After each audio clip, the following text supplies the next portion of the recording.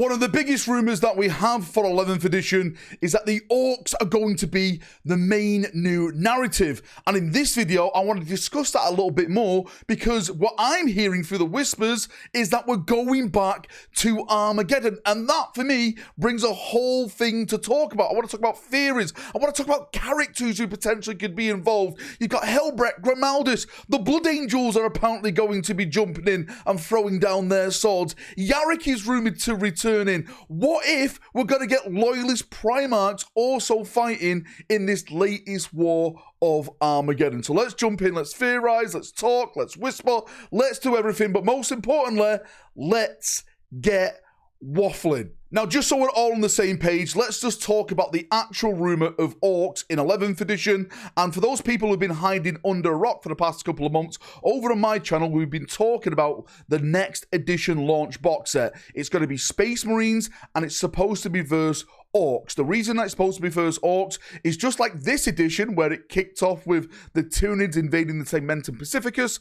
Apparently, the Orks are going to be launching their big assault on the Imperium, and that is going to be taking us back to Armageddon. Now, we've already just been on Armageddon in this edition right now, in a 10th edition, where we've just had the Blood Crusade with Angron, the World Eaters, the Demons. They've all went there. They've just ripped the planet apart as best they could. The Grey Knights, the Black Templars, the Space Wolves. Some other chapters turned up small squads, and then the Imperial Guard was there, of course. They managed to banish Angron and save the planet as best they could. But that is just part one of this war on Armageddon. The next war is going to be the Green Tide hitting it. And this is where the theories, the rumors, the whispers of the warp all start to come in, right? Bring me my foil, as I always say. So if we're going back to Armageddon and it's Orks this time rather than Angron getting involved, I actually do think that there is going to be still a presence of World Eaters and some demonic forces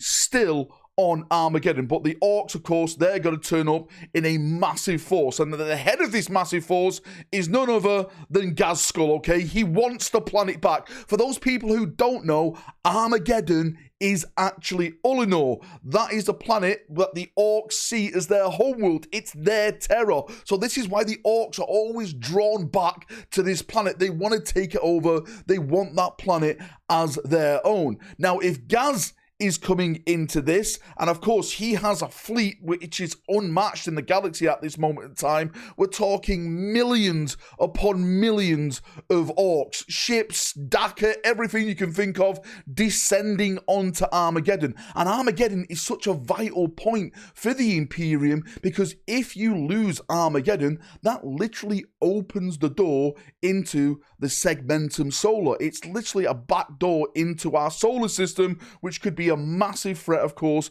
for Terra itself. So there's going to be a lot of big forces heading to this planet to make sure the Orks don't retake it. They may retake it, they may become Victora, right? But we're actually going to throw everything we've got at them to make this not happen. Now, one of the big characters I think that could be getting involved in this is, of course, Yarrick. We all heard that Yarrick was dead. He died in his sleep as an old man, curled up, having a cup of coffee. That was it. Yarrick was gone. But what I've been hearing from the whispers is that that is not true. Yarrick is still alive. He's going to return not only in the narrative, in the storytelling of this brand new war of Armageddon, but apparently he's supposed to be getting a brand new model as well. Now, if he's getting a brand new model, I'm hoping, fingers crossed, this means that the Steel Legion will hopefully get some love. But from what I've been hearing, apparently the only gas mask people who are going to be getting some love is the Krieg, which I think is absolutely wrong, because Armageddon and Steel Legion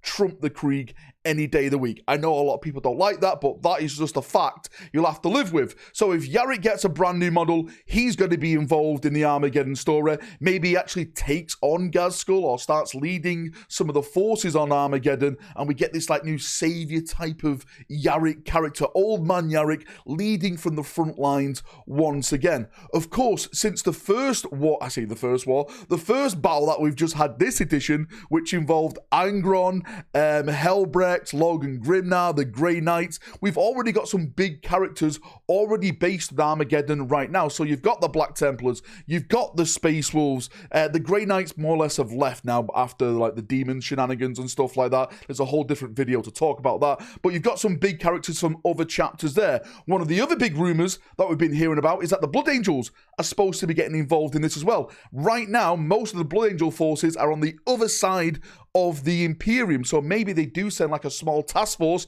led by a certain character. I don't think it's going to be like Dante or Mephiston or anyone like that. Maybe a new character will be introduced, maybe a new model for a character to be introduced for the Blood Angels, and that would be one of the leading commanders that help maybe the Black Templars, the Space Wolves, and whatever other forces are going to turn up on Armageddon fight. Again, the rumor is right now is that the Blood Angels are going to be on the box art of that box set, and that's harkening back to 2nd edition, if I'm not mistaken, like a trip down nostalgia lane, and that's what they're going to theme the box set about. Not Blood Angel models, just Blood Angel themed paint jobs. That's what the rumors are saying right now. Now, there's a whole different other thing about this as well, and I'm going to briefly chew off your ear with Primarchs, because of course I absolutely love Primarchs. There was a Primarch that went missing on Armageddon. For those of you who read the Beast That Rises series, a certain Salamander Primarch, right? Mr. Big Daddy himself, Vulcan, he fought the Beast on Armageddon, and we don't really know what happened to him. A lot of people said Vulcan died. Vulcan cannot die. He is a perpetual, right? If he can take on Magnus and basically be like destroyed by like the atoms inside of himself and still come back, listen, an Ork is not going to be doing anything to Vulcan. So Vulcan is alive somewhere in the galaxy, and the last time we saw him was an Armageddon. What if he's been kept like quiet? What if he's been just hiding in plain sight on Armageddon all this time? And when it comes to Armageddon, I'm not saying right at the start, but potentially that could be like a mysterious figure that helps the Imperial forces repel the Orks on that planet, because Gaz is getting to a certain size, a certain menace now, where I'm not sure a lot of people can stand up to him. And I think one of the people that could stand up to him is a Primarch-esque figure. Now, I'm not saying, of course, it's Vulcan. I would love it to be Vulcan, but we do have more returned loyalist Primarchs to the setting now. Of course, the Lion has returned. We've heard nothing since the Arks of Omen. What if he goes and he shows up at Armageddon? That could be a really, really cool thing.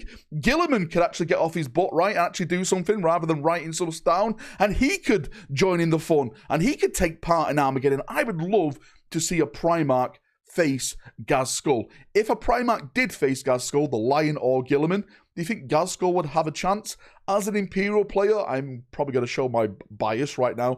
I don't think Ghazghkull would have a chance against them as of now. Maybe, you know, maybe another 100 years or something, the Gaz gets more more bestial and stuff like that, then maybe then. But right now, I still don't think Ghazghkull has a chance. And there's another element which I love to theorize about this, and that is another chapter, another fan favorite chapter, technically one of the first Space Marine chapters that was ever made, the Crimson Fist. They have an absolute hatred for the Orks. We all know what happened at Rindsworld with the planet basically self-owning itself, and Pedro, Kantor, and those survivors who remained fighting off that Ork invasion, and since then, they've had that burning hatred for the Greenskins. What if they get involved in Armageddon? What if Pedro Kantor shows up on Armageddon? I think if I remember correctly, the last time we saw Pedro Kantor, he was on Vigilus fighting against some Orks. You know, he was assisting Calgar and stuff.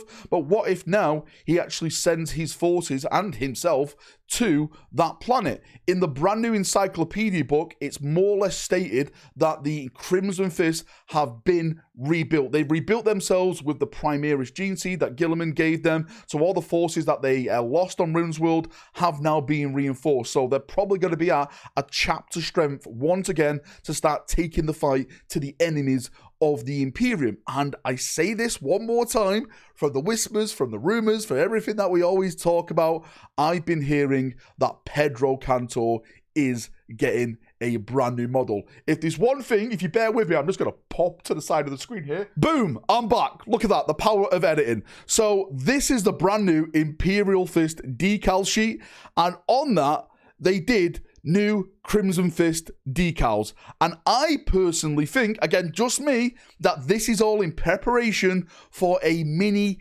Crimson Fist relaunch. A little Crimson Fist, like, new characters, maybe some, like, special, you know, like, insignias and stuff. Like, you can paint him as Imperial Fist, or maybe it's Crimson Fist, because they more or less share the same logo, but just different colors, right? But I definitely think they're building up to something for the Sons of Pedro, for the Sons of Dawn, right? I think they're really going in that direction, and I think they could be involved in this narrative and actually start getting some love around Armageddon. Again, from what we've been seeing in the stories, like this fleet of orcs that have been gathering, that Gazgul's been doing, is absolutely massive. So not only could it be hitting Armageddon, potentially it could be hitting other places in the galaxy. Armageddon being the main threat, but the Imperium right now is probably at its weakest it's ever been in the past 10,000 years. Its galaxy has literally split its empire in half. So this is the perfect opportunity for the Orks to start striking, especially with all the chaos shenanigans that are going on with Abaddon, you know, Harken, World Claimer and stuff like that. There's so much stuff that's actually hitting the Imperium right now. So if the Orks decide to strike, then this could be to their advantage. All I hope really going forward into next edition is that the narrative that we get is a lot better than the narrative that we've got right now. 10th edition started strong with the Tyranids, but it just fizzled and faded out. And right now I'm sat here thinking, what the hell happened to the Tyranids? The Segmented Pacificus was on fire and then just nothing happened. So I'm hoping that does change in the next narrative edition. I love fighting against Orks. As a Space Marine fanboy, as you can probably tell, I absolutely love fighting against the Greenskins. I think they're one of the most brutal, one of the most coolest races in Warhammer 40,000. And when you match them with Space Marines, it's just epic tales. Like some of the best books I've ever read have just featured Orks and Space Marines smashing each other in the face. So I'm really excited to see what happens here. I'm really excited to see the characters getting involved and where the story leads to. We just don't need GW to mess it up. Please, fingers crossed, do your best, GW. Anyway, Chaprunios, thank you for coming. Thank you for watching, as always. Sorry, this was a bit of a long one today, mate. I just get lost when I start talking about Orks and Space Marines. Like Yarrick, Primarchs, Slogan Grimnar, Helbrecht, Grimaldus, Pedro, Kantor, right? Just awesome things, right? Blood Angels. There's just so much in this that potentially could make this story amazing, and I absolutely love it. Of course, I would love to get your thoughts and theories on this. How do you see the next War of Armageddon happening? Are the Orks going to win it? Are they going to lose it again? Is it just going to be a stalemate, as it always is? Post it down below, and we can have a nice little chinwag down there, as we always do. See you now, have a great day, and bye-bye.